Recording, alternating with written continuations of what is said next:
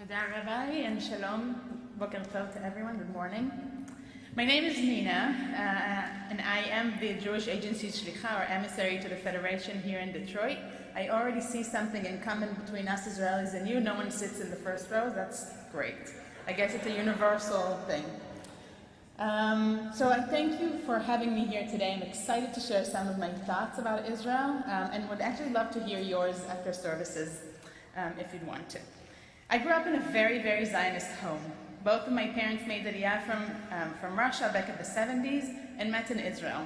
Hebrew, not Russian, was the spoken language at home, and I grew up with the notion that all Jews should live in Israel and that this is their homeland, or really, the only home they could have.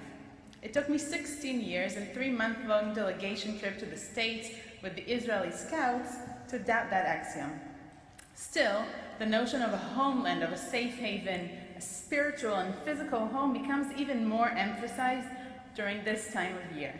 This time of year. No, it's not the Great Michigan Spring, which I feel people lie to me about. Rather, it is what we call in Israel Aseret Yemei Todah, 10 days of thankfulness, a fairly new term. Don't confuse them with the 10 Yamim Noraim between Rosh Hashanah and Yom Kippur. These are other 10 days. Today we're talking about the 10 days between Yom HaShoah, the Holocaust Memorial Day, and Yom Ha'Atzmaut, Israel's Independence Day. In Israel, and especially in secular Israel, it's time that takes us through history, our past, present, and even future. For my family and myself, these are also days to be thankful for and show gratitude. I know now what it took in order for us to be free in our country, in our land. 35 years ago, my father, Alex, lit a torch on Mount Herzl in honor of Aliyah and Olim, new immigrants. Funny thing, he himself was only 7 years in Israel at the time, and Oleh Hadash himself. He speaks about that experience until today. For him, being on the stage meant not only victory about those who did everything to try and prevent him from coming to Israel, and also the time that he was dreaming about coming, about hopefully getting into Israel. His dreams really came true. This year, by the way, I'm proud to say that Jeff Finkelstein, CEO of the Jewish Federation of Pittsburgh, will be lighting a torch in Israel as well.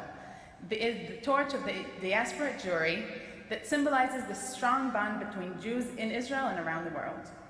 Back to my dad. He was very active in the Zionist movement in St. Petersburg and was writing and publishing an underground newspaper that encouraged people to learn Hebrew and make Aliyah. For his activity, and just for wanting to go to Israel, not only he got stabbed, but also set in prison. Till this day, he doesn't know who or what it got to take him out of there and being released. The day after, with only a backpack, he was on his way to Israel. My mother's parents didn't even tell her and her sisters that they were going to Israel. They were afraid that someone would sabotage their efforts. This past March, they celebrated 45 years in Israel. When I was in 7th grade, we went back to Riga to see where my mom and her family lived. I was wearing Diamond Star of David earrings. On a public bus ride to one of the museums, 2 young men were staring at me and making nasty comments. I immediately reached to my ears to take them off, and my mom literally slapped me in the hand and said, "We have a country now. I'm not afraid anymore, and my stubborn daughter will not be ashamed of being a Jew or being an Israeli, ever." As an Israeli, like many others, I tend to take my Judaism for granted. I don't need to make the same effort as you are to be Jewish, to celebrate the holidays, to find a Jewish nice guy, to get kosher food, or to criticize it, which I guess we all do. These days between Yom HaShoah and Yom Ha'Atzmaut, with Yom HaZikaron, the Israeli Memorial Day, in between, allows me to rethink every year about my connection to Israel through my family's history and the friends I unfortunately lost over the years. It allows me to rethink our shared history, language, traditions, and customs. Being Israeli for me is my essence. It's who I am. It defines me. It's not just my nationality, rather an essential part of my Jewish identity, and I hope it is for you as well. Yom HaZikaron and Yom Ha'Atzmaut weren't always day after day, but it became official in 1951.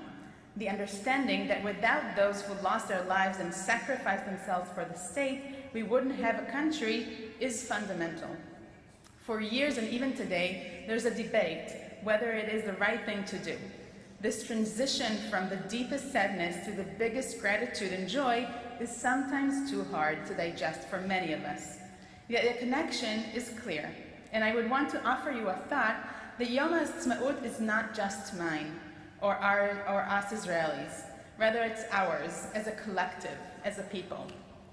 I want to invite you to think about your Israel moment. What is your Israel story? When did you or your family first connected or read to Israel, and why?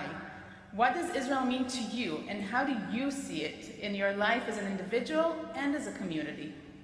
This Jewish state of ours is a phenomenon, not a perfect one, very far from it. But I want to suggest a thesis that says that Israel is more than it's just physical borders. Rather, it's a core value of our being Jews, as Jews.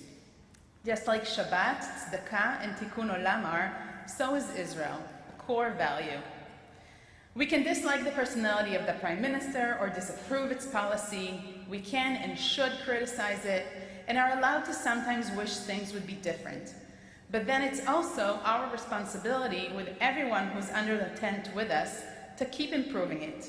Israel is so young, only 71 years young. There's still so much to do. I could speak about politics or the conflict or the gaps within the Israeli society, but I could also speak about how we're ranked 13 in the world in the happiness ranking. You, by the way, I ranked them 19. Or about the technological and fiscal accomplishments we have, or cherry tomatoes. We are optimistic there in Israel, says publicist Dror Edrin. The optimism, he says, has to do with the fact that we are an ancient people. Ever since the first exile in 6 BCE, we have learned from our prophets and teachers that our national and cultural mission has not ended, and we have not lost hope returning to our land of our forefathers and live a sovereign life, free from the burden of strangers. To this, our forefathers and mothers prayed in the Valley of Tears of the many exiles during the Holocaust and other tragedies. Now that we are born, we need to say thank you and be patient and full of faith. We still have much to achieve. In this week's Parsha, Acharei Mot, it says that Israel doesn't belong to the Jewish people. Our presence there is contributed to our moral behavior. We mustn't take the land for granted and remember that our presence there is not guaranteed. Basically, we need to keep improving, learning from our mistakes. In Parashat Kedoshim, the Torah envisions a just, ethical society. The State of Israel, in its Declaration of Independence, declared that the State of Israel will be based on freedom, justice, and peace, as envisioned by the prophets of Israel. There is a deep connection between these prophetic values and the work that is currently happening in Israel. For the first time in thousands of years, we have a real opportunity to fulfill this society that we aspire to. Israel and Israelis keep inventing, improving, changing, and learning. Look at Bereshit, the Israeli space shuttle. We expected a different outcome, of course, and watching it lose connection with Earth was devastating and disappointing.